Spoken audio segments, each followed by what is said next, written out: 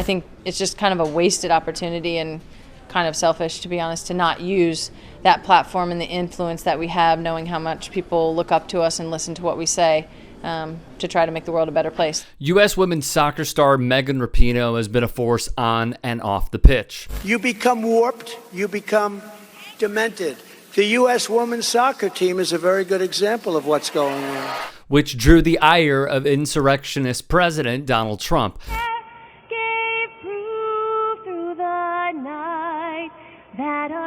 You see, it was a silent knee that ticked off Republicans. I wanted to always play it down. Not Trump caught on tape lying about coronavirus.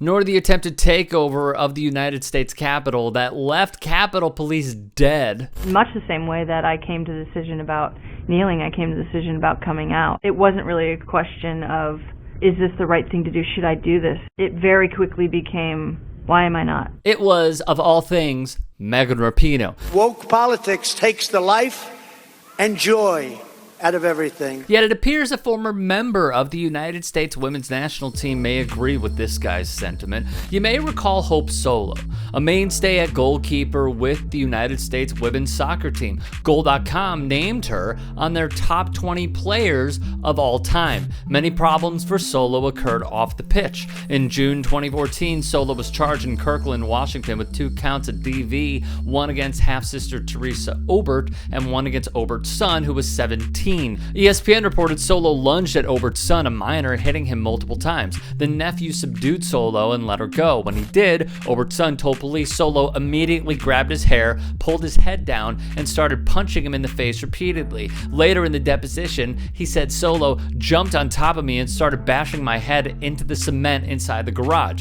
She grabbed him by the head, and she kept slamming him into the cement over and over again, Obert told OTL. So I came from behind her and I pulled her over and, to get her off my son. And then, once she got off, she started punching me in the face over and over again. Procedural reasons led a judge to dismiss the case. Half a year later, new details about the incident came to light. The case was reinstated after an appeal by prosecutors. Solo tried to get the charges dropped but lost her bid in 2016. Not until 2018 did the city of Kirkland opt to dismiss the still pending charges against Solo. She has had her issues with teammates in the past. Legendary striker Abby Wambach did not appreciate Solo's comments calling Sweden cowards after their defensive tactics against the States. After a long-fraught, tumultuous relationship, the U.S. Soccer Federation had enough. They terminated her contract. This occurred August 24th of 2016.